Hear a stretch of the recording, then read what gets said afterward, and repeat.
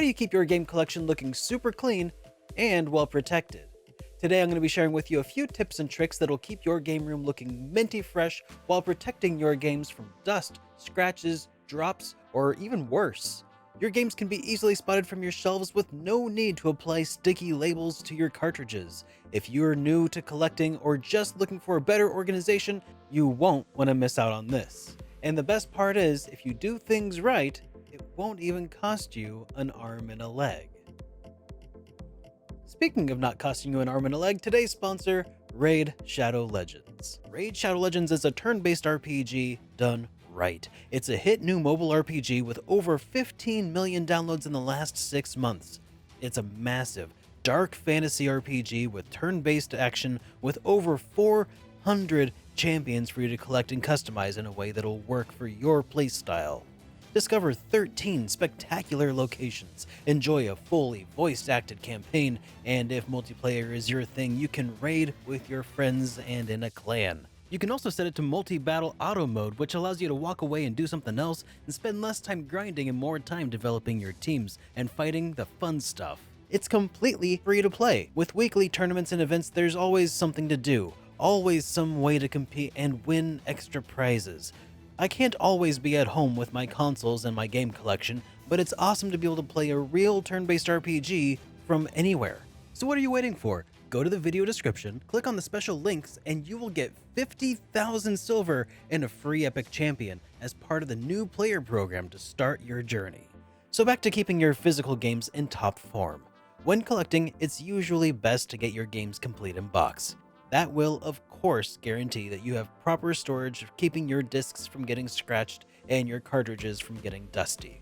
And if everyone could afford to do that all the time, this video wouldn't exist. Complete in-box cartridges are expensive and can increase the price of some games by an order of magnitude. So in the event that you're a collector on a budget, like me or 99% of the rest of you, loose cartridges are going to often be your bread and butter. And while having a nice collection of loose games can look pretty sexy, part of my nostalgia comes from seeing the game boxes in retail and rental shops of the 90s, reading the backs of the boxes, and looking at the tiny screen captures. Enter the Universal Game Case, or UGCs. These are almost exactly the kind of clamshells my rental shops used to carry back in the day. They are perfect for protecting your cartridges from dust and being dropped. Not that I've ever dropped a beloved game of mine, mind you. Years and years ago, I ordered about 50 of these cases in a bulk order and have slowly been sticking games I've been collecting into them ever since. These game cases aren't exactly as universal as the name claims them to be, but they're an excellent place to start. A universal game case can hold Famicom, Super Nintendo, and Nintendo 64 games. Sega Genesis and Master System games fit nicely too, and even compact discs, though I have no idea why you would want to do the latter, but it is an option. You may have noticed that I didn't mention Nintendo Entertainment System. That's because, unfortunately, the tabs in place that keeps the games from bouncing around inside the case block off where the NES cartridge would fit in. So unless you feel like taking a Dremel or other cutting tool and experimenting with your tabectomies, you may have to look elsewhere.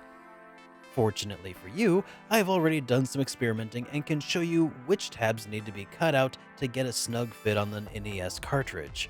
I'm highlighting the tabs to be cut out here. So with that, all of your games are now in a proper clamshell case, safe and sound. But boy, are these cases ugly. What's the point of collecting all these beautiful games if you can't even gaze upon their artwork in all of their beautiful glory? That brings us to the other feature that makes UGCs a wonderful item for collectors: the clear, flexible plastic sleeves on the outer shells, perfect for holding slips of paper, labels, or full-on replacement artwork slips, mirroring the original retail cardboard boxes. It's not as good as getting the real thing, but even if you're on a budget, we can get something that looks good enough for pennies to the dollar of what some cardboard boxes would have cost you. Once upon a time, tracking down all of the artwork that you would need for this kind of project would take ages. But thanks to the efforts of the Cover Project, a community and collaborative effort between Cheap Ass Gamer Forum members and Snack Bar Games, finding slips that you can print yourself is a snap in most cases. Pun definitely intended. When I first started printing covers, I just printed them with default settings and plain printer paper. And that looked alright, I guess. Probably looked good enough for a lot of you out there. But I felt that the colors were too washed out and faded, especially sitting on the shelf near retail boxes of my disc-based games. I soon realized that there were a couple of key differences between the covers I had been printing and the covers of some PS2 games that I owned. When you take a slip of paper out of the PS2 case, you'll see that the paper is pretty glossy and thin, like a page from a magazine. If I wanted to make my UGCs look as awesome as my PS2 games, I'd have to achieve a similar look, and doing so is actually very simple. In the description of this video, I've linked some paper that I've been using. It's relatively inexpensive, thin, glossy, and large enough to print full-sized cover art slips. This was the first step to making these look really pro. The other steps will probably vary by printer. I have an HP inkjet printer that's actually pretty old. I'm using cheap printer ink from Amazon because buying official ink is for suckers, and the quality of the ink really won't matter much. But in your printer settings, you'll need to set the printer to highest quality and tell it that the printer paper you're using is glossy or semi-gloss photo paper. Set it to the correct paper dimensions, and you're off to the races. The print job will take longer, but in my testing it doesn't really use much more ink than usual, and the slow print will help give the print more time to dry. Trust me, give your printed pages time to dry. It's very important. Alternatively, you could try getting these slips printed out of Staples or something, but some people have had mixed results. Some staff members will refuse to let you print these due to copyright and other such nonsense. When you print these out in landscape mode at 100% scale, you'll end up with gorgeous, glossy slips of paper that you can cut out with scissors if you want to. But I was never happy with how that looked. It's hard to line up your cuts just perfect, so instead, I grabbed one of these paper cutters from a thrift shop a few years back, and have been using it ever since. This guillotine-style paper cutter is the way to go, and don't even bother with the other styles. They usually just ruin your prints with dull cuts. I'll link to this one down below. It's awesome. So with the slip of paper all printed up and cut out looking awesome, all that's left to do is stick that into the sleeve of your UGC. One of the drawbacks of the UGC that I'll go ahead and mention now is that there's not really a dedicated place to store any of your game manuals that you may have acquired. Some smaller manuals, like for the NES, will fit into the middle of the case next to the game itself, but the Super Nintendo manuals tended to be a bit bigger and will prevent the case from actually closing if you try that. So the last pro tip I have for you is that you can actually stow your manuals in behind your box art. It's not ideal. It might stretch out the sleeves a little bit, but the upshot is it'll also press your manuals nicely and get out any wrinkles within a few weeks of being stored like this. I've established how awesome UGCs are, and if you've been collecting for a while you might already know about those, but the things I've taught to you today can be applied to any number of game cases, like Sega Genesis for instance. Here's a copy of Sonic & Knuckles that I own. The game came in a cardboard box at retail and won't fit normal Genesis cases, except it does actually fit nicely into some EA Sports boxes, and those games are plentiful and cheap. If you can buy a cheapo sports title and carefully set its contents aside for safekeeping, you can reuse the box to carefully house your Sonic & Knuckles game, and you can even give it a nice sexy new cover art slip.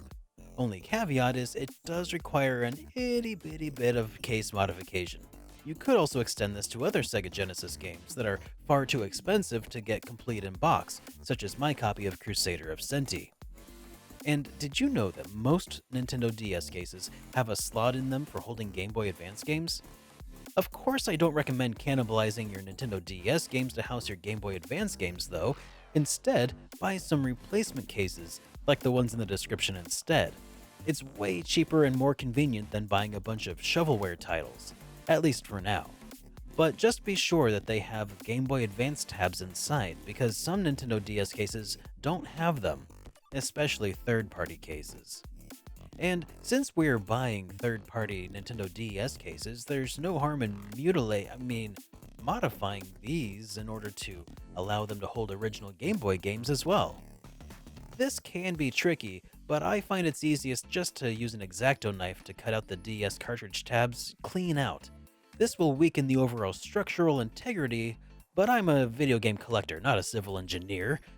And the list goes on. What about replacing PS2 game covers? Well, finding basic DVD cases is easy. Just print it out and stick it on in there. What about PlayStation discs? Well, it sounds like you're a little obsessed at this point. Maybe you should tone it down a little bit. But yeah, technically, you could use this method to make replacement back covers for most PlayStation discs.